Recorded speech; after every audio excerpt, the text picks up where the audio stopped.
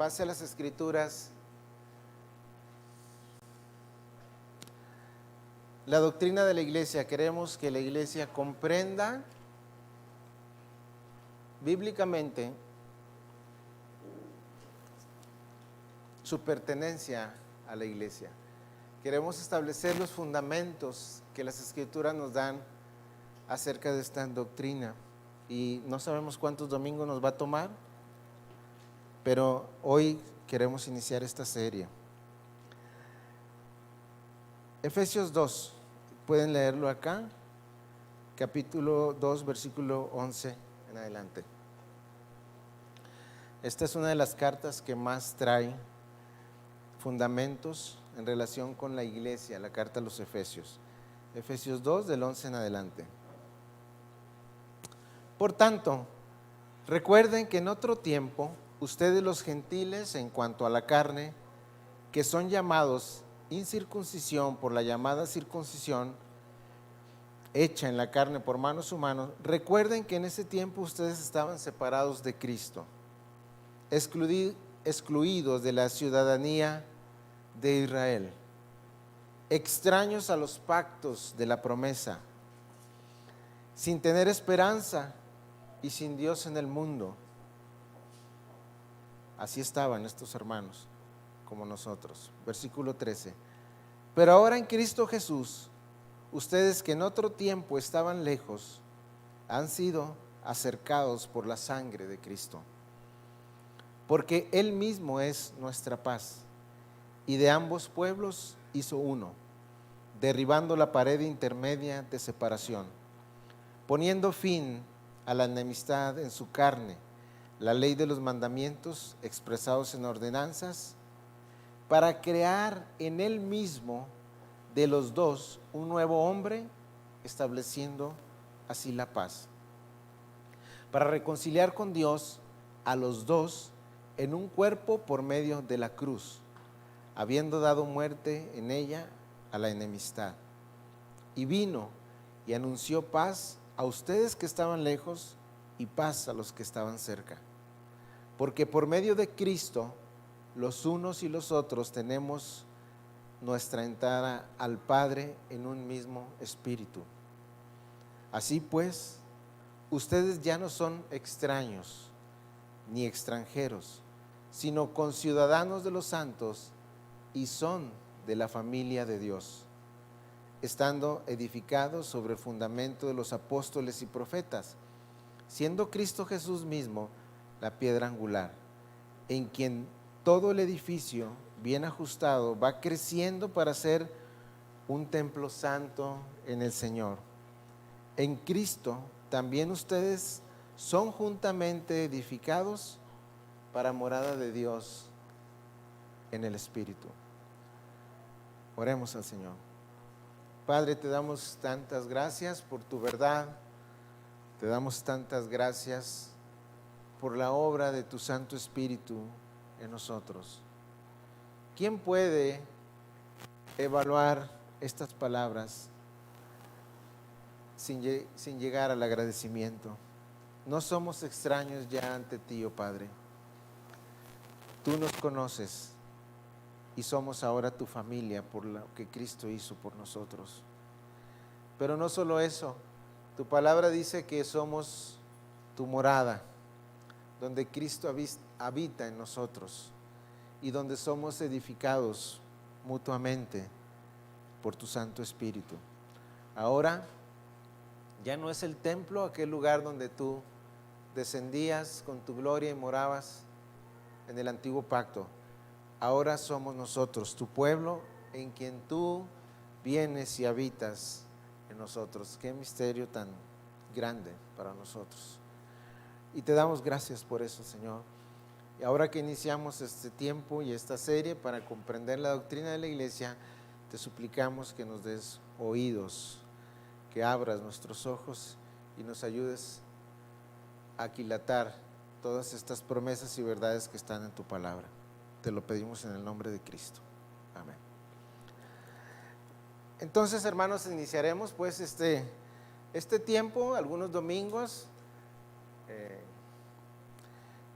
Haremos algunas pausas entre la doctrina de la iglesia, pero quisiera iniciar el mensaje de hoy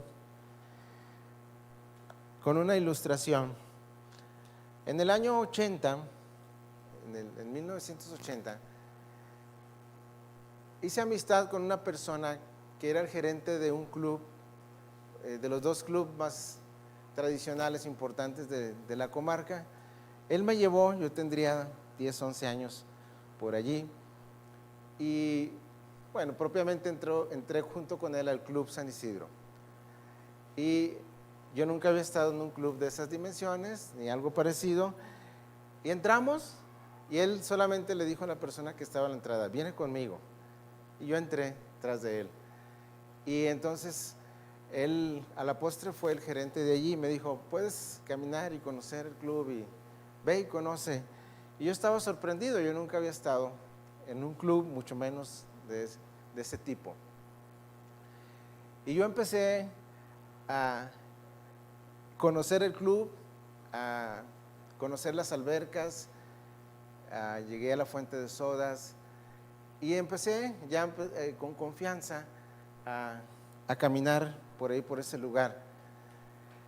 Y luego después, una próxima semana me volvió a llevar, pero había un día en que el club no operaba la mitad de un día para el mantenimiento del club.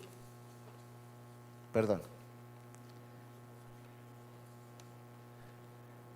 De eso no vamos a hablar hoy, vamos a hablar de otra cosa. Y entonces, en esa mitad del día él me dijo, puedes hacer lo que quieras.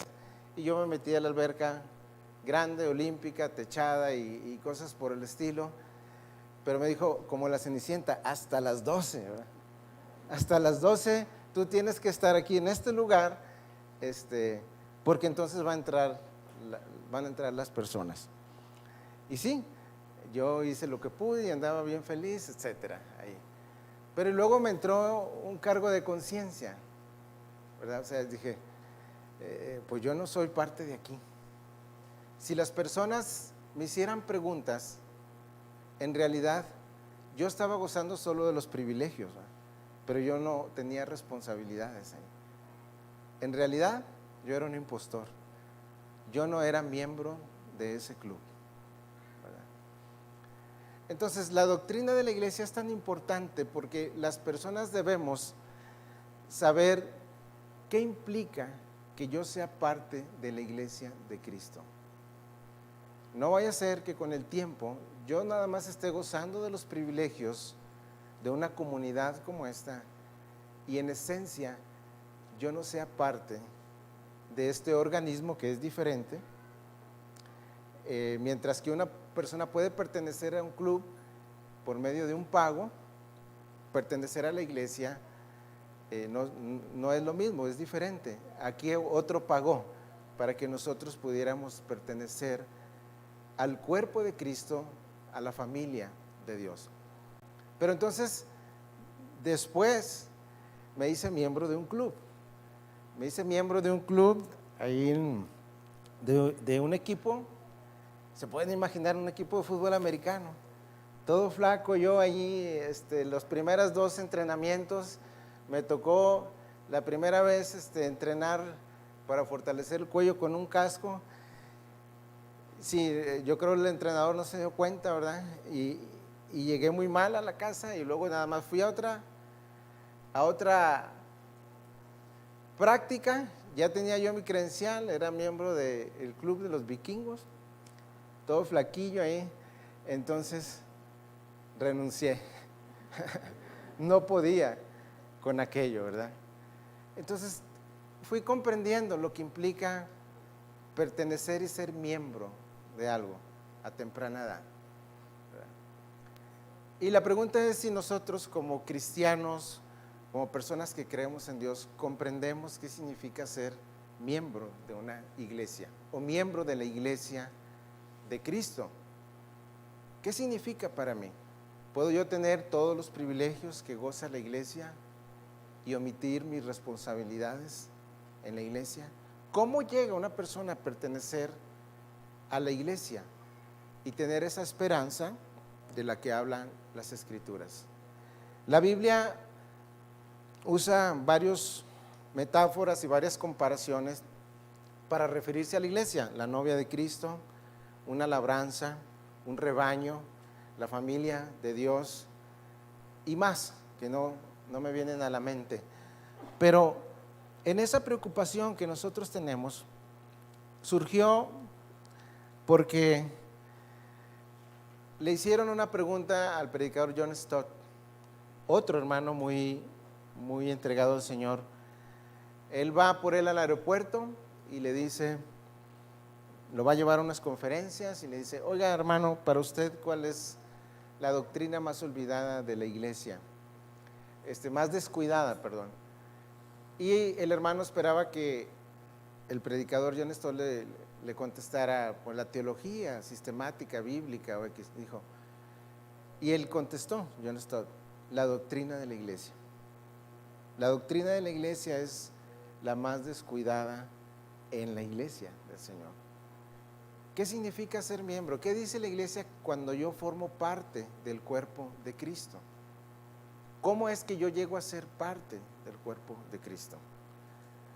Hoy hay una limitante que está circulando, donde todas las ayudas tecnológicas como Facebook, YouTube y WhatsApp y todo ello han promovido la idea de que las personas pueden creer en Dios sin estar en una iglesia. Ellos dicen: solo Cristo. La iglesia son personas donde hay hipocresía, y entonces yo estoy aquí solo. Cuando quiero puedo ser parte, cuando quiero puedo creer, cuando quiero puedo escuchar. Yo no digo que esa sea la intención de los ministerios, pero entonces las personas ahí se enfocan. Yo escucho, esa es la justificación de muchos. Yo no voy a la iglesia porque prendo en la mañana el YouTube y el Facebook, y entonces miro los mensajes de predicadores extraordinarios. Eso está bien, pero la Biblia nos llama a estar unidos a otros hermanos. El carácter y la forma en la que Dios va trabajando en nuestras vidas, y el discipulado y el entrenamiento para vivir conforme a los valores del reino, se da entre personas. No puede ser de otra forma. Por tanto, vayan y hagan discípulos a todo el mundo, enseñándoles a guardar todas las cosas que yo les he enseñado. Entonces vamos a hablar de la importancia de la membresía, aunque esta palabra no la vamos a encontrar en la Biblia. Bueno, un diccionario la describe como un sustantivo, ¿verdad? Algo que define a una persona, y el añadido ia, como por ejemplo la abogacía. ¿Quién la puede desarrollar? Bueno, una persona que estudió para abogado, pero la palabra IA es esa actividad que lo relaciona con otros. Hay abogados, por ejemplo, que no ejercen. Yo no estoy practicando la abogacía. De igual forma, un creyente que es descrito como miembro de la iglesia, que pertenece a la familia de Dios, si no está implicado junto a otros, no está ejerciendo su membresía. No está él comprendiendo todas las verdades que emanan de las Escrituras. ¿Sí? Él puede decirse miembro, y puede ser que sea miembro de la Iglesia Universal de Cristo, pero solo en una iglesia local él puede desarrollar la función para la cual Dios lo insertó en ese cuerpo, de ayudar, de brindar ayuda a otros con los dones que Dios le ha entregado, ¿verdad? Y entonces, no sé si, Samuel, tengas la definición o el pensamiento que te compartí. Un hermano del cual estoy sacando información, que ha escrito en el libro La centralidad del Evangelio, hace la siguiente observación: es el grupo de personas más estratégico de toda la faz de la tierra. A través de sus ministerios, grandes secciones de humanidad son rescatadas del mal, sacadas de la desesperación, y mediante su voz se proclama nueva vida a civilizaciones enteras. ¿Quién es este? ¿A quién describe esto? Lo vuelvo a leer. Es el grupo de personas más estratégico de toda la faz de la tierra. A través de sus ministerios, grandes secciones de la humanidad son rescatadas del mal, sacadas de la desesperación, y mediante su voz se proclama nueva vida a civilizaciones enteras. Solo una congregación puede garantizar tales elogios si cumple los requisitos. ¿Cuál es? La iglesia de Jesucristo, ¿verdad? Vamos aquí en la propia carta de Efesios y quisiera que me acompañaran para leer. Vamos hoy prácticamente a estar solamente en la carta mayormente de los Efesios. Efesios 1.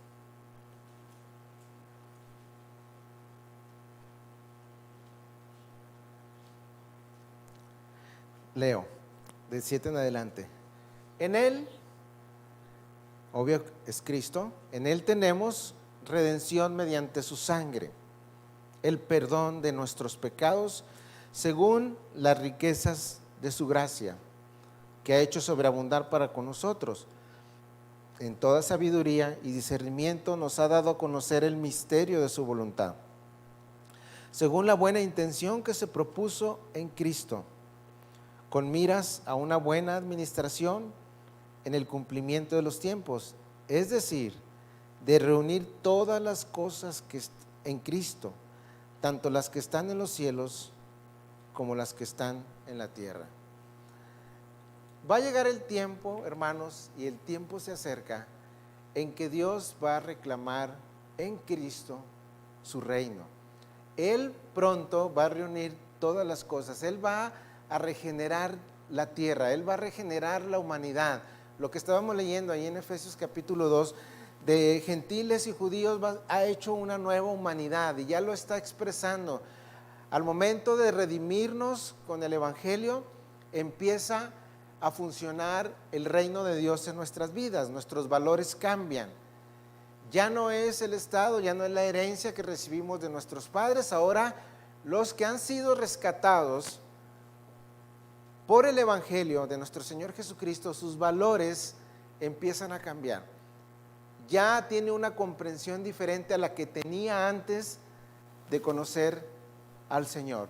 Y dice aquí el apóstol Pablo que llegará un día en que Cristo regresará para reinar y va a reunir todas las cosas y va a poner en orden todo lo que el pecado ha deshecho desde que el hombre existe. Él regresará, Él reunirá de todos los confines de la tierra, Él resucitará a todos aquellos que hemos creído en Cristo, y esto es un tiempo que se acerca y está revelado en la palabra. Nosotros que somos la iglesia lo podemos comprender de manera, hermanos, que la iglesia tiene un propósito fundamental en la mente de Dios. ¿Cómo Dios hace o logra que ese propósito se vaya dando entre la humanidad? Entre la iglesia y la humanidad, entre Cristo y su obra y la humanidad, la iglesia es el vínculo. La iglesia es quien proclama el reino. La iglesia tiene un papel preponderante en la actividad de Dios. Dios hoy mismo se está ocupando en la salvación de los seres humanos. Esa es su ocupación principal, salvar a hombres para regresarlos y crear en ellos una imagen, la imagen de Dios que Él tenía en mente cuando formó al hombre. Sí. Cuando Dios creó al hombre, en el sexto día está el clímax de todo lo que es su creación, porque crea al hombre a su imagen y semejanza. ¿Sí? Y se sorprenderían, hermanos, porque en realidad lo que creó Dios en ese día, creó una familia. Vamos a un versículo que nos va a servir de apoyo porque necesito conectar esa verdad. Está en Génesis 1, 26.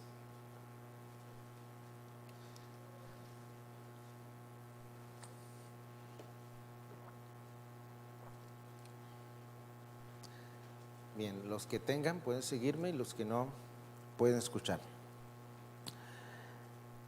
Dijo Dios, versículo 26 de Génesis 1, hagamos al hombre, fíjese, es tan singular, yo no lo había notado, hagamos al hombre a nuestra imagen conforme a nuestra semejanza y ejerza dominio sobre los peces del mar, sobre las aves del cielo, sobre los ganados, sobre la tierra, sobre todo reptil que se arrastra sobre la tierra. 27.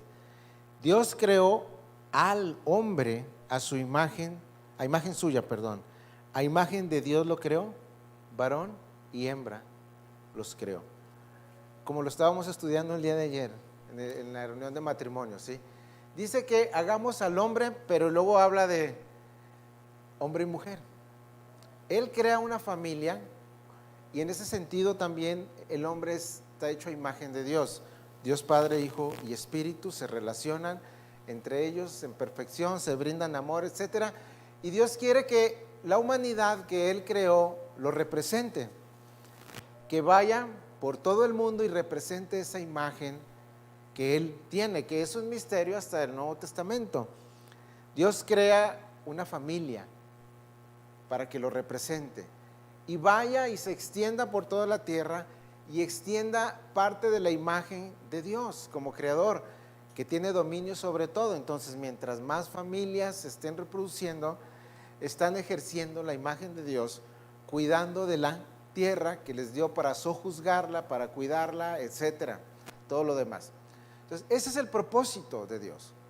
Pero nosotros sabemos lo que ocurre en la caída, ¿verdad? Todo se viene abajo, todo queda afectado.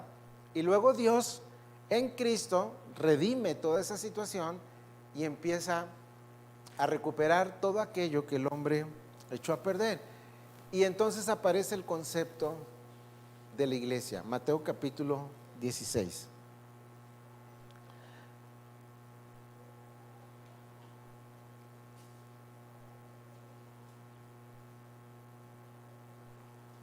Yo sé que estoy retomando algunos aspectos que hemos visto, pero necesito tomar estos fundamentos.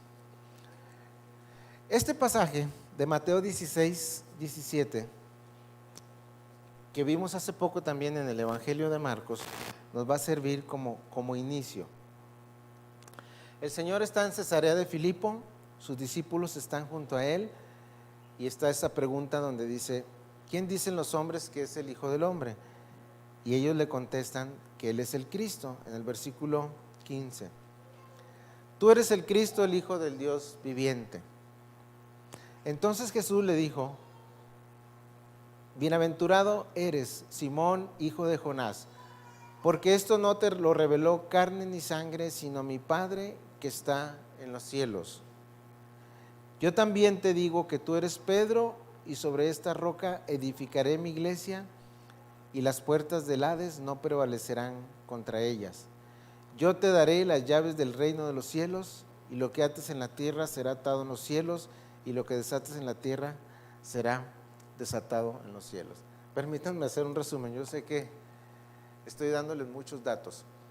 Está el Señor, ha aparecido, se ha encarnado.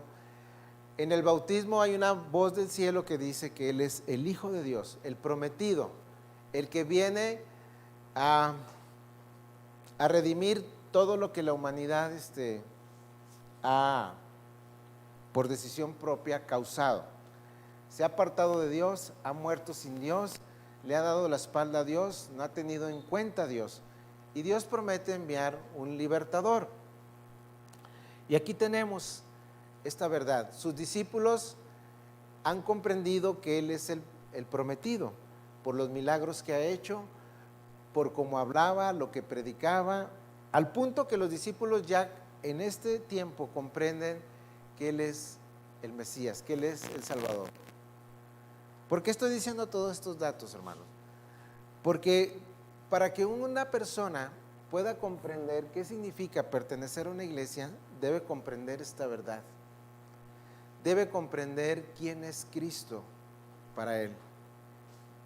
Y entonces ellos lo comprenden y dicen, tú eres el Hijo de Dios.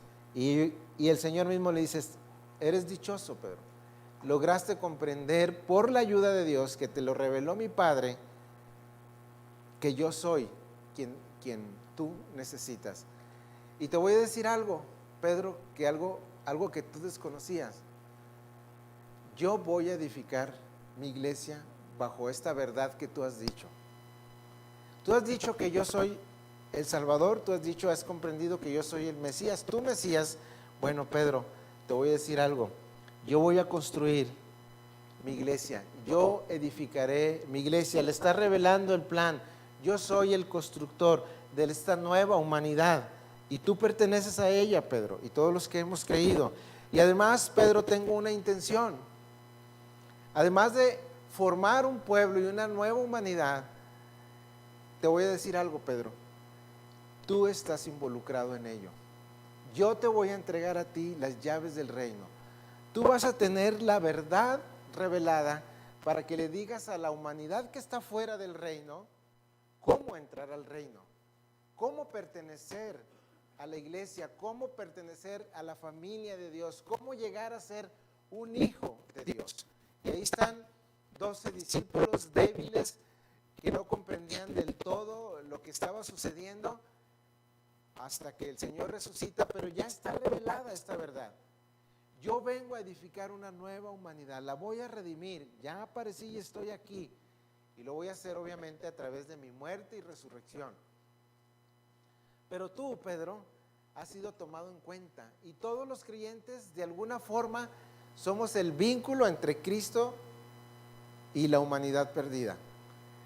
Te entregaré las llaves del reino, y todo lo que tú ates será atado en el cielo, y todo lo que tú desates será desatado en el cielo. Nosotros tenemos las llaves del reino, hermanos. Tenemos la verdad del evangelio. Estamos en la zona cero de donde partió esta revelación, y los discípulos se fueron con esa verdad. Vemos que se desarrollan en el libro de los Hechos, en Pentecostés, y ellos empiezan a comprender la función que tienen al pertenecer a la iglesia. Pedro le abre la llave del reino a los judíos y le abre la llave del reino a los gentiles, presentándoles el mensaje de la reconciliación. Entonces, esa es esa verdad trascendental que está detrás de la doctrina de la iglesia. La doctrina de la iglesia debería ser un tema tan importante para nosotros. ¿Qué significa que yo pertenezca a la iglesia de Cristo? Ahora soy miembro, soy hijo, tenemos lazos de sangre, lazos espirituales. Cuando los creyentes no logramos comprender toda esta verdad acerca de lo que es la iglesia del Señor, hacemos muchos disparates en nuestra vida. Hay iglesias que se dividen, hay personas que le hacen daño a la iglesia, hay personas que no comprenden la naturaleza de la iglesia, y entonces por el desconocimiento de esas verdades afectamos la iglesia del Señor. Les doy un ejemplo. Cuando Saulo de Tarso iba persiguiendo a la iglesia para matar a los nuevos creyentes, vamos a ese texto, hermano, porque prefiero citarlo. O sea, estamos viendo la importancia y la preponderancia de la doctrina de la iglesia. Puede ser que es Hechos capítulo 9.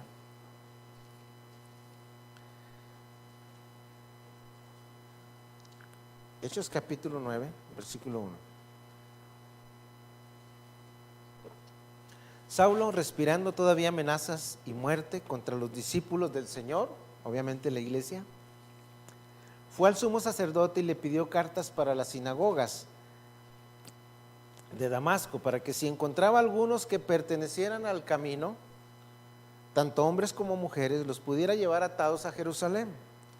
Y mientras viajaba, al acercarse a Damasco, de repente resplandeció a su alrededor una luz del cielo. Al caer a tierra, oyó una voz que le decía: Saulo, Saulo, ¿por qué me persigues?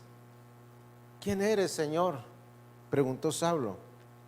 El Señor le respondió: yo soy Jesús, a quien tú persigues. Levántate, entra en la ciudad y se te dirá qué debes hacer. ¿Se acuerdan del mensaje de Marcos donde el Señor reveló su gloria? Que lo acabamos de ver. ¿Sí?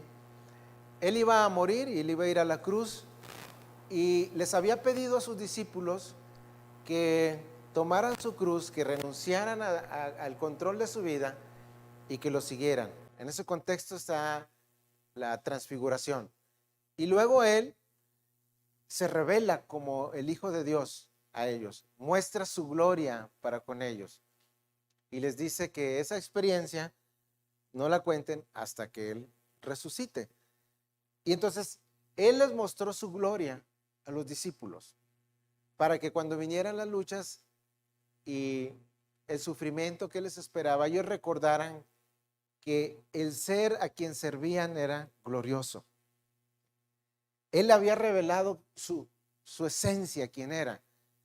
Y cuando viniera la prueba, ellos pudieran recordar y valorar, estoy sirviendo a Dios, al Hijo de Dios, al que se reveló. Y aquí está haciendo algo parecido. El Señor reveló su gloria y dejó ciego a este hombre. Él ha resucitado, Él ha ascendido a los cielos, pero de alguna forma regresa y encuentra a un hombre que estaba persiguiendo a la iglesia. Estaba matando prácticamente a los primeros cristianos. Y Él le dice, ¿por qué me persigues? Y aquí está la conexión. Pablo pudo haber dicho, estoy persiguiendo a la iglesia, pero la iglesia está unida a Cristo. La iglesia es el cuerpo de Cristo. Y si le estaba haciendo un daño a la iglesia, estaba atentando contra la persona de Cristo.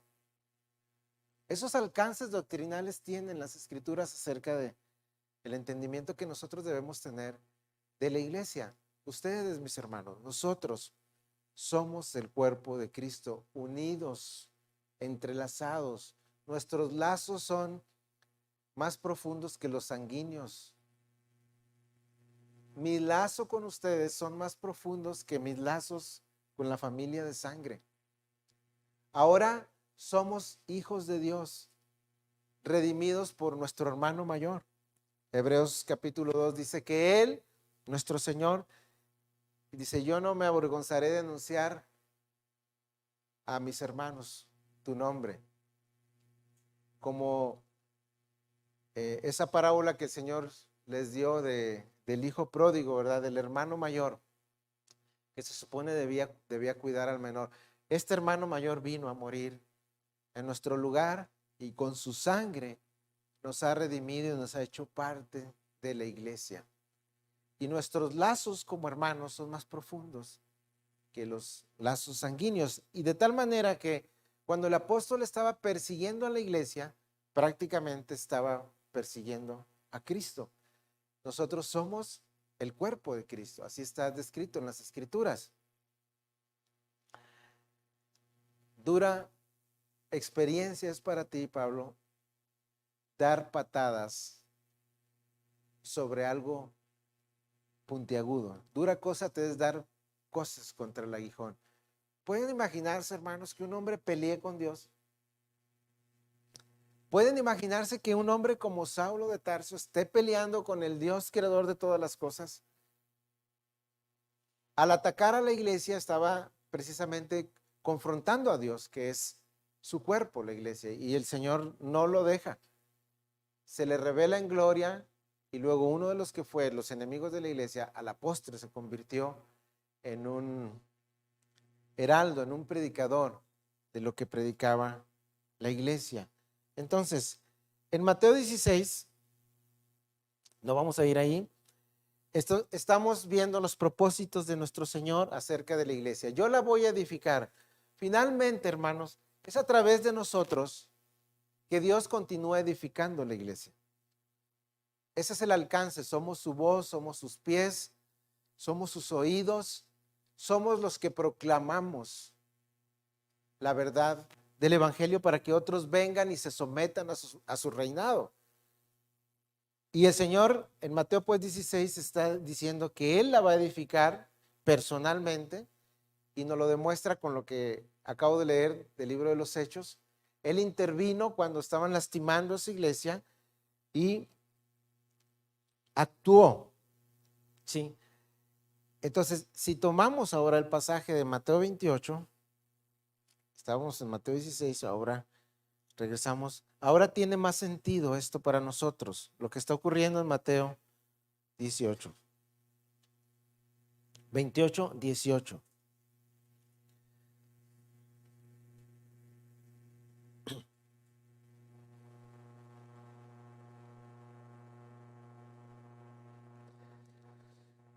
Va a empezar el trabajo de edificar el Señor, pero todavía tiene un entrenamiento para sus discípulos.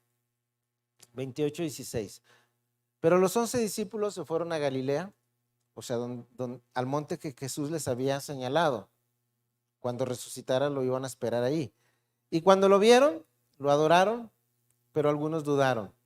Acercándose a Jesús, les dijo: toda autoridad me ha sido dada en el cielo y en la tierra. Vayan, pues, y hagan discípulos de todas las naciones, bautizándolos en el nombre del Padre y del Hijo y del Espíritu Santo, y enseñándoles a guardar todo lo que les he mandado. Y recuerden, yo estoy con ustedes todos los días hasta el fin del mundo. Mientras que Mateo 16 es una declaración de propósito, yo he parecido para redimir a la humanidad y voy a edificar una familia nueva, un pueblo nuevo, una nueva humanidad. Y ustedes serán una parte importante en ello. Yo les voy a entregar las llaves, mi verdad, para que vayan y proclamen esta verdad. Y luego se les vuelve a aparecer ya resucitado y les dice: el Señor me ha vindicado, el Padre, y toda autoridad me ha sido dada en el cielo y en la tierra. Y luego aquí está otra vez la declaración de propósito. Por esa razón, les encargo que vayan por todo el mundo a extender mi reino. ¿Eso es claro para nosotros, hermano? ¿Estamos haciendo eso? ¿Estamos yendo por el mundo? ¿O, como iniciamos con la ilustración al inicio, solo estamos tomando los beneficios que implica ser parte de una iglesia y las responsabilidades no están presentes en nuestra realidad, nuestra mente? Porque este es un llamado para toda la iglesia. Ir por todo el mundo, predicar el evangelio, hablarle a otros, como el concepto que dije de este hermano, hacer discípulos en todas las naciones, llamarlos a que se identifiquen con mucha claridad en el bautismo. El bautismo hoy como que ha quedado, su propósito no ha quedado tan claro. Cuando la iglesia nació, bautizarse no estaban los mismos términos que hoy. Una persona que se bautizaba podía ir a la muerte si se identificaba con Cristo. Y hay personas que quieren ser parte de la iglesia, pero no se quieren bautizar. Pero el inicio, la recepción de una persona en una iglesia local es mediante el bautismo. Yo me identifico con Cristo, soy un seguidor de Cristo. Me sumerjo en el agua, se muere el viejo hombre y sale a la luz el nuevo hombre creado por Dios en la justicia y santidad de la verdad. Todos estos principios doctrinales tienen que ser uniformes entre todos nosotros, hermano, entre todas las iglesias de Cristo. No es de que en una parte sí hay una importancia sobre el bautismo y en otra parte no. Es un fundamento doctrinal. Una persona viene a ser parte de la iglesia y lo manifiesta mediante el bautismo, como un seguidor de Cristo. Entonces, el Señor resucita y hay una declaración muy clara para aquellos que están oyéndolo y que son parte de su iglesia. Ya les dije que les iba a entregar las llaves del reino. Bueno, ahora se los voy a repetir.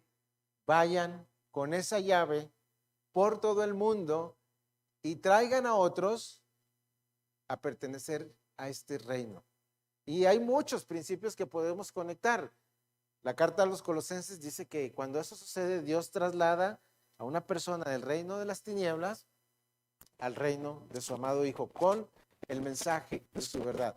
Ahora, el punto de todo esto, hermanos, es ver la importancia y que tú determines, según lo que estaremos viendo, si eres en realidad parte de la iglesia.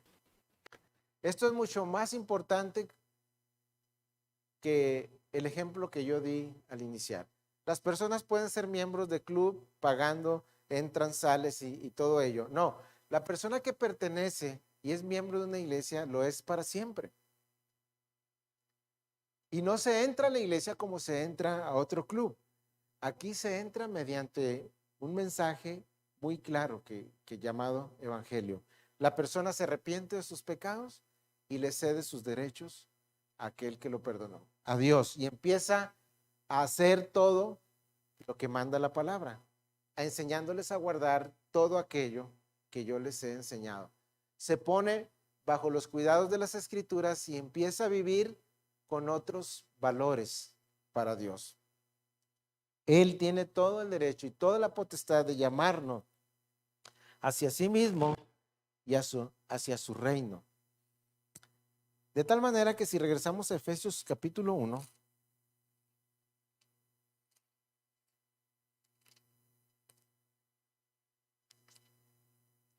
podríamos ver mejor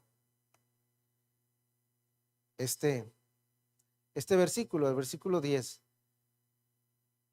Llegará un cumplimiento del tiempo donde en Cristo serán reunidos todas las cosas.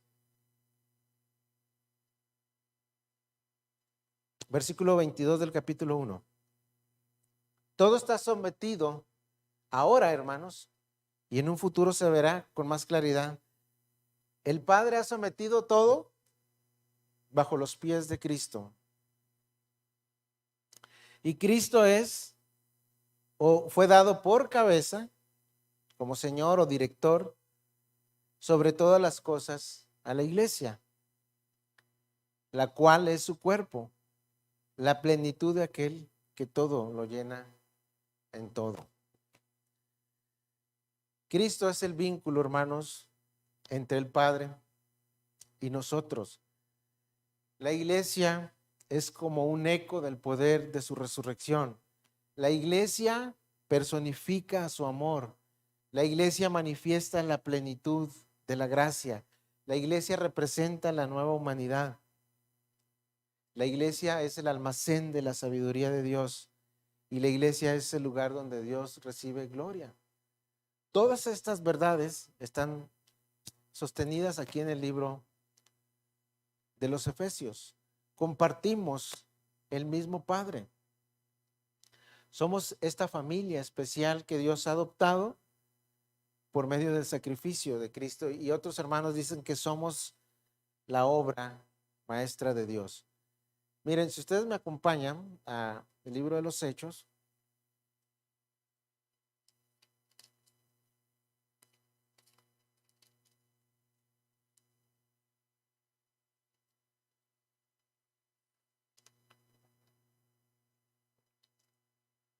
es la predicación del apóstol Pablo en Atenas.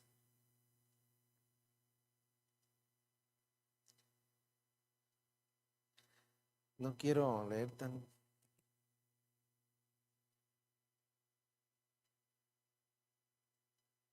Bien, a partir del versículo 24.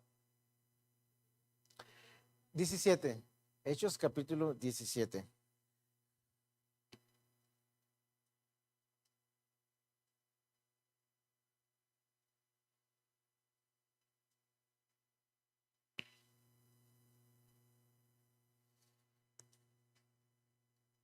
Bueno, voy a dar un poquito el contexto, porque después de este párrafo voy a dar la conclusión de lo que hoy he querido comunicar. Este que era un enemigo de Dios, encontrado en el capítulo 9 del libro de los Hechos, ahora se vuelve un proclamador del mensaje del reino. Dios creador de todas las cosas, regresará para reclamar el reino de su tierra, de su creación. Un reino que ha sido comprado por el sacrificio de Cristo, de renovar todas las cosas y que aún la propia creación será transformada. Ese es el siguiente evento que nosotros tenemos comprendido que va a suceder. Las cosas van para allá. Todo lo que está sucediendo en el mundo apunta al regreso de nuestro Señor Jesucristo. Pero entonces Él está predicando ante la cuna de la filosofía, los griegos, está en Atenas, y Él les está predicando a filósofos, a personas que se supone que conocen de qué se trata la vida, el mundo y todo lo demás. Y llama la atención que Él empieza su predicación manifestando a Dios como el creador de todo, como cantábamos Dios poderoso. Ahora sí leemos, versículo 24. El Dios que hizo el mundo y todo lo que en él hay, puesto que es Señor del cielo y de la tierra. ¿Nos suena de Mateo 28, 18? Toda potestad me es dada en el cielo y en la tierra. Aquí lo está describiendo el apóstol de esta manera. El Dios que hizo el mundo y todo lo que en él hay, puesto que es Señor del cielo y de la tierra, no mora en templos hechos por manos de hombres, ni es servido por manos humanas, como si necesitara de algo, puesto que Él da a todos vida, aliento y todas las cosas. Esta es nuestra cosmovisión, hermanos, de la persona de Dios. Bueno, obviamente lo está diciendo en el contexto de la idolatría. Había muchos altares a los dioses falsos grecorromanos y el apóstol llega y les dice, no, no, no, no, no. El Dios que hizo todo cuanto existe, el que le da el aliento a todo ser humano y vive porque Dios así lo permite, es al que yo predico, al que un día va a regresar y retomará todo lo que ha estado en desorden. Ese es Dios que no necesita templos, ni es servido por los hombres. Él es el que da vida y aliento a todas las cosas. Y de uno solo, Génesis 1:26, como lo leímos, de uno solo, refiriéndose a Adán, Dios hizo, Adán y a Eva, perdón, todas las naciones del mundo para que habitaran sobre la superficie de la tierra, habiendo determinado sus tiempos y las fronteras de los lugares donde viven. Qué verdades tan más absolutas, hermano, que tiene en mente este hombre, esta comprensión de este hombre. La vida de todo ser humano, creyentes y no creyentes, está bajo la voluntad de Dios. Yo no sé si eso es claro para su pueblo y para los que creemos en Él. Cualquier día Dios me para el corazón y ahí quedo. Él limita los tiempos de todas las personas. Y fíjense a quién se lo está diciendo. A los filósofos, a los que determinaban dónde nacía la vida y dónde terminaba. Y Él llega con una contundencia a decir, no, hay un solo Dios.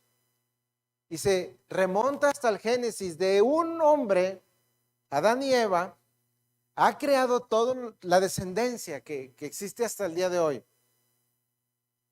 No provenimos del mono, no provenimos de nada de eso. Esto es un engaño total. Estos son los fundamentos de Dios, de las Escrituras.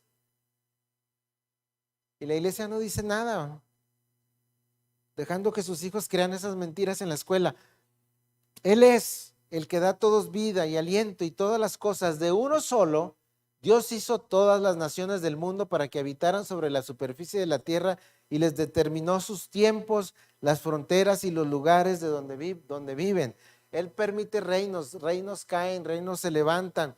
Él permitió el reino romano, los griegos, los babilonios. Él determina todo eso. Él está detrás absolutamente de la historia de todo el hombre. Y ha tenido paciencia, versículo 27, para que buscaran a Dios. De alguna manera, palpando lo hallen, aunque Él no está lejos de ninguno de nosotros. Versículo 28, porque en Él vivimos, nos movemos y existimos, así como lo han entendido algunos de sus poetas. Siendo, pues, linaje de Dios, no debemos pensar que la naturaleza divina sea semejante a un oro, a plata, piedra, esculpido por arte y pensamiento humano. Por tanto, habiendo pasado por alto los tiempos de esa ignorancia, Dios declara a todos los hombres en todas partes que se arrepientan. Ese es el llamado del Evangelio. ¿De qué, hermanos? Bueno, a ver si podemos ya llegar a la conclusión. De lo siguiente: Dios creó al hombre a su imagen y semejanza y lo puso en un lugar extraordinario llamado Edén, para lo que lo representara a él, para que eso juzgara, para que se enseñoreara, para que cultivara la tierra, para que señoreara. Y como está explicado en la parábola de los obreros malvados, ¿verdad? Él lo ejemplifica nuestro Señor así: ahí está un huerto, y puso a algunos labradores. Los labradores se adueñaron del huerto y les mandó a un siervo para que reconsideraran esa actitud de apropiarse del huerto, de tomar la vida bajo sus propias determinaciones. Y les dice, y les manda un siervo para que reconsideren de que el huerto no es de ellos. Les fue entregado para administrar solamente. Estoy tratando de explicar la parábola para conectar con este tema. Y envió un siervo, lo mataron. Envió otro siervo para que les mostrara que el huerto no es de ellos, que simplemente lo iban a administrar, y lo mataron. Se estaba refiriendo a los profetas. Les mandaba un profeta para que se volvieran a él, y a otro y se volvieran a él. Y él dijo, bueno, voy a mandar a mi hijo. Quizás a él sí lo respeten y le tengan en estima. Y manda al hijo al huerto para que recuerden que no es de ellos, que solamente administran y que les había dejado el cuidado del huerto. ¿Y qué pasó con el hijo? Según la parábola, lo mataron también y dijeron, no queremos que este reine sobre nosotros. Esas son las implicaciones, hermanos, de este mensaje. Dios te prestó la vida. Dios te dejó en esta tierra para que la administraras y vivieras para su gloria. Si no lo estás haciendo, necesitas arrepentirte. Si Dios no es real para ti, si Dios pasa a segundo término, si haces tú con tu vida lo que tú determines y la filosofía que tienes de la vida y la forma que tienes tú para vivir, Dios te llama a que te arrepientas. Lo que está diciendo. Dios te manda un mensajero para decirte que pongas tu vida en relación a sus principios y los valores de su reino. Él está edificando a su iglesia como una nueva humanidad y un nuevo pueblo, y te está llamando en una misericordia para que pertenezcas a Él. Los cielos nuevos y todo lo que espera en el nuevo reino no debería ser rechazado por ninguna persona congruente, ¿verdad?, en su forma de pensar. Dios te ofrece una eternidad a su lado. Dios te ofrece una sanidad eterna. Dios te ofrece una vida eterna. Dios te ofrece su presencia eterna en el nuevo reino, y te está llamando a que te arrepientas y sea en ti formada la imagen que Él tenía en mente cuando creó al hombre. Y esa imagen se recupera cuando Cristo viene a nosotros. Entonces, Él manda a todo el mundo que se arrepienta, que deje de tomar su vida como si le perteneciera. Fuimos creados por Él, le pertenecemos a Él. Toda alma es mía, le decía el profeta. Toda. Y nos llama, según el mensaje del apóstol, te está llamando a ti, que has pasado ignorando su persona, y te manda, y a todos los hombres y en todo lugar, que se arrepientan. Esto se puede entender fácil, hermano. Esto no es un asunto cognitivo, es un asunto del corazón. Dios nos creó a su imagen, y hagan de cuenta que nos pone en un lugar, ahí represéntame.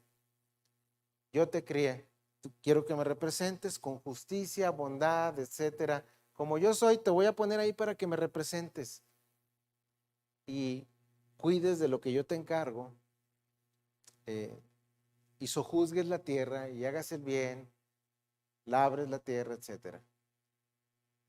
¿Y de dónde nos debemos arrepentir? Bueno, que estamos en su tierra, que hacemos lo que queremos, que vivimos como queremos y no hacemos justicia con lo demás. ¿De dónde vienen las guerras? Dice Santiago. ¿De dónde vienen los conflictos en el matrimonio? Hay algo que a mí me desgarra cuando lo veo, y es cuando las ofensas entre unos y otros alcanzan un nivel de maldición prácticamente. Como el hombre que le gritaba a su esposa que por qué no se moría y le regresaba el cáncer o cosas así. O sea, ¿de dónde salen esas palabras? ¿Eso es representar la imagen de Dios? Pregunto. ¿Eso es representar adecuadamente lo que Dios quiso hacer cuando nos creó? No. Por eso el llamado del apóstol es que manda a todos los hombres a que se arrepientan y se vuelvan a Él, a ser transformados, a recuperar los valores del reino. Y Dios promete hacerlo si confiamos en su Hijo Jesucristo y pertenecemos a su iglesia. Y está mandando a todos los hombres en todas partes que se arrepientan, por lo cual, o por lo que Él. Les pido disculpas, hermanos, estoy tan acostumbrado a la Reina Valera, pero quiero adoptar esta versión y por eso se me brinca el chip y batallo para leer bien. Porque Él ha establecido un día en el cual juzgará al mundo en justicia por medio de un hombre, con H mayúscula, hombre, a quien Él ha designado, habiendo presentado pruebas a todos los hombres cuando lo resucitó de entre los muertos. ¿Captamos este versículo, hermanos? ¿Captamos esto y lo podemos relacionar con Mateo 28:18? Toda potestad me es dada en el cielo. Hay un día establecido por el Padre en que este hombre con H mayúscula, refiriéndose a Cristo, regresará y juzgará a cada persona. Y la prueba es que Dios le ha entregado ese dominio cuando lo levantó de los muertos.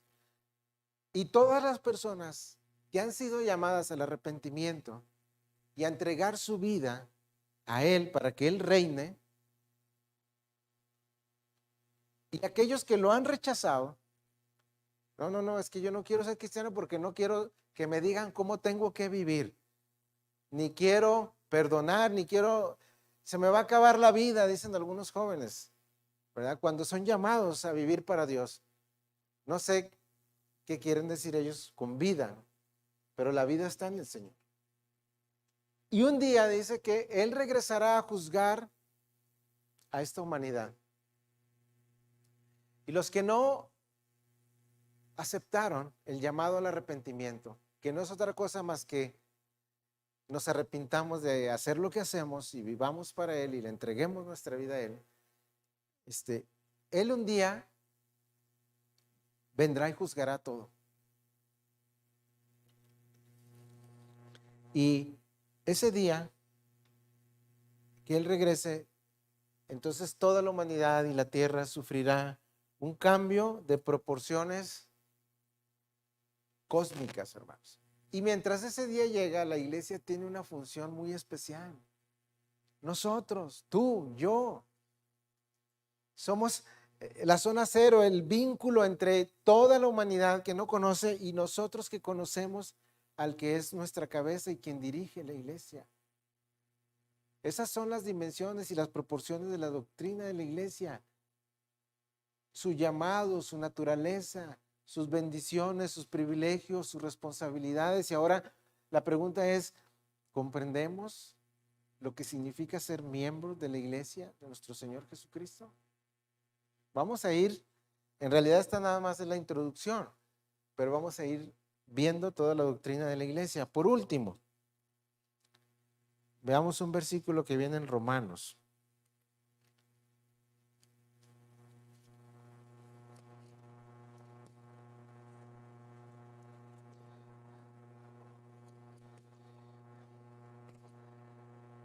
Ya me extendí mucho.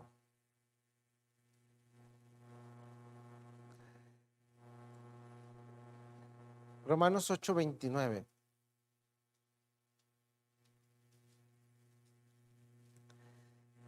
Él está hablando, el apóstol, aquí de la bendición de estar en Cristo, desde el capítulo 8. Y luego da una verdad aquí, porque a los que de antemano conoció, también los predestinó a ser hechos, ¿qué? Conforme a la imagen de su Hijo. Esto es lo que Dios se propone, hermanos. Una humanidad caída por rebelarse contra Él, desde Génesis capítulo 3. Entonces Dios da una promesa ahí y empieza a revertir toda esa calamidad en la cual entró el hombre, al punto de entregarnos a su Hijo para que esa imagen con la que fue creado el hombre sea recuperada. Y cuando Cristo viene, mediante su salvación, a los creyentes que pertenecemos a su iglesia, Él empieza a recrear esa imagen que perdimos. Y lo hace cuando la sumisión nuestra se entrega a Él. Tú eres el Señor, yo soy un administrador, y empieza Dios a renovar o a crear de nuevo, como dice 2 Corintios 5:17, el que está en Cristo es una nueva criatura. Empieza ahí la obra y se culmina cuando Él regresa. Pero lo que Dios hace es que empieza a recrear en aquellos que creemos la imagen de su Hijo. ¿Y cuál es la imagen de su Hijo? Bueno, la vemos en los evangelios. Cristo reflejaba la gloria de Dios. Cristo reflejaba al Padre, a la imagen de su Padre. Y aunque no lo crean, algunos creyentes empiezan a dar lucecitas de esa imagen, compadeciéndose de otros, amando a otros, preocupándose por otros. Y esa imagen empieza a ser restituida en su iglesia. Y esa imagen quiere el Señor restituir en un mundo que ha perdido la imagen de Dios. Todos estos son los alcances que tiene el Evangelio y que han sido depositados en la iglesia. La iglesia es la depositaria del Evangelio de las inescrutables riquezas de Cristo. Por eso es importante, hermanos, que comprendamos qué significa pertenecer a la iglesia de Cristo y qué significa pertenecer a una iglesia local.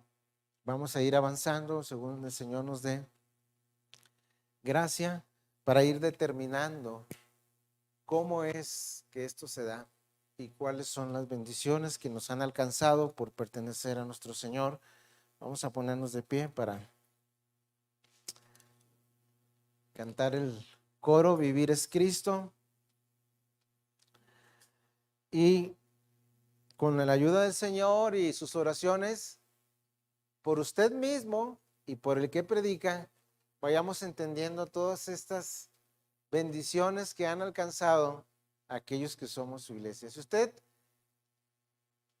no se sabe parte de la iglesia, no deje de acudir a las siguientes predicaciones. Yo le voy a mostrar con las escrituras cómo ser parte de la iglesia de nuestro Señor Jesucristo. Y con las verdades que empecemos a estudiar, tal vez usted se dé cuenta, como yo cuando andaba en aquel club, que no era parte del mismo. Me di cuenta que yo no pertenecía ahí. Y si estas verdades le van a ayudar a darse cuenta de que usted no está entre los escogidos, pues pueda tomar el ofrecimiento de Dios y se incluya entre los escogidos. No hay mayor bendición que pueda tener un ser humano que ser hijo de Dios. ¿De acuerdo? Oremos mientras los muchachos terminan de colocarse. Padre, gracias por encontrarnos. Gracias por llamarnos con tu evangelio. Gracias por la obra de tu Santo Espíritu. En esta tarde yo quiero pedirte por aquellos que tal vez estén dudando por lo que acabamos de decir, si son o no son parte de tu iglesia. No es nuestra intención hacer esta distinción de una forma negativa. Tú lo sabes, oh Padre. Lo que queremos es predicarles la forma en la que ellos pueden llegar a ser parte de tu iglesia, hijos tuyos, tu cuerpo, tu rebaño, tu familia, tu labranza, todo lo que tu palabra dice acerca de aquellos a quienes empiezas a formar nuevamente la imagen de tu Hijo. Y aquellos que hasta el día de hoy solo gozamos de los privilegios y no de las responsabilidades, también queremos que hagas un llamado a nuestra conciencia, a nuestra alma, y nos ayudes a abrazar estas verdades y a tenerlas por ciertas como tu doctrina que proviene de ti. Y queremos pedirte que nos ayudes, ahora que regresemos a casa, pues estas verdades continúen en nosotros y oremos para ser sensibles a lo que tu palabra nos va a hablar posteriormente. En el nombre de Cristo yo te doy gracias.